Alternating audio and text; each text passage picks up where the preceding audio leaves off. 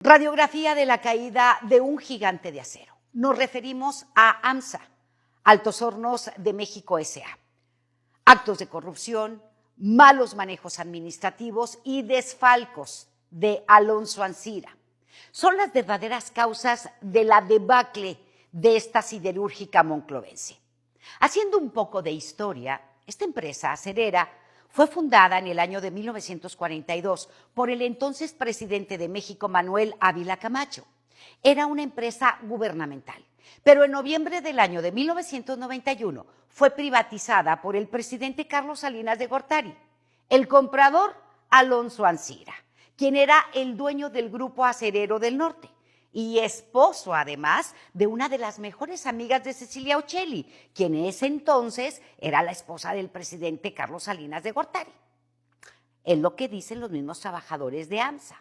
Y gracias a esta cercanía y amistad, pues Ancira pagó por la siderúrgica más grande del país una ganga, 145 millones de pesos. Esa relación de amistad estuvo por encima de los intereses económicos del país y también de los monclovenses. A partir de 1991 inicia la crisis de AMSA.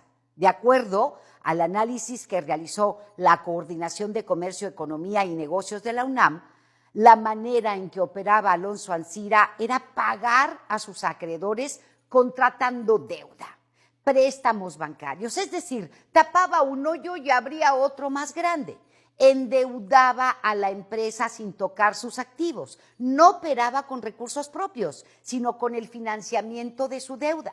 Las ganancias de la producción del acero iban directitas a los integrantes del Consejo de Administración de AMSA, que vivían a lo grande, con demasiados lujos y opulencia. Ante las deudas millonarias que hoy ascienden a los 5,000 millones de dólares, AMSA protagonizó una de las suspensiones de pagos más grandes de la historia del país y se acogió a la ley de quiebra, que le permitió a Alonso Ancira seguir operando la siderúrgica sin tener que pagarle a sus acreedores. Mire qué lindo, qué tranza. Ancira amasó una gran fortuna a costilla de la acerera y de sus trabajadores, induciendo una quiebra muy conveniente para él y también para el Consejo Administrativo.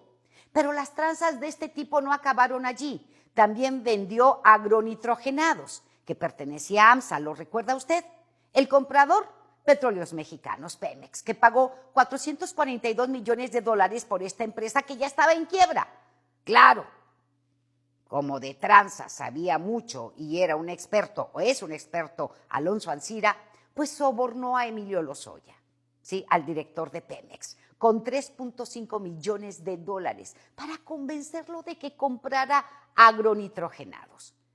Por esto, Ancira fue detenido en el año de 2019 en España, acusado de operaciones con recursos ilícitos y venta ilegal de agronitrogenados. Salió de prisión en 2021, ya que él se comprometió a pagar 216 millones de dólares para poder reparar el daño, pero solo pagó 100 millones de dólares. ¿Cómo fue que le creyeron si él nunca le paga a quien le debe? Nunca ha pagado, como si no supieran que es un transota. En el año 2024, Ancira renunció a la presidencia de AMSA. Le entra Argentem Creek, le inyecta capital, pero ante el despiporre que ya había dejado Ancira, Argentem Creek no pudo salvar a la siderúrgica. La historia es larga, pero a partir del año 2022, 19,000 trabajadores se quedan sin chamba por el cese de operaciones de la acerera. Ellos han sido los más afectados.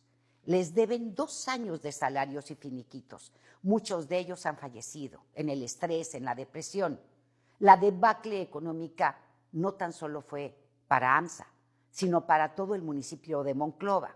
350,000 personas han sido afectadas, directa e indirectamente. Cientos de empresas proveedoras de AMSA quebraron. Hasta las tienditas de abarrotes tuvieron que cerrar. Monclova recibía una derrama económica mensual de 100 millones de dólares. Hoy solo hay desolación, desesperanza. No hay trabajo, no hay dinero, ni para las necesidades más urgentes. Y usted se preguntará, ¿y Alonso Ancira dónde está? Pues en México no. Se fue a Israel con toda su familia.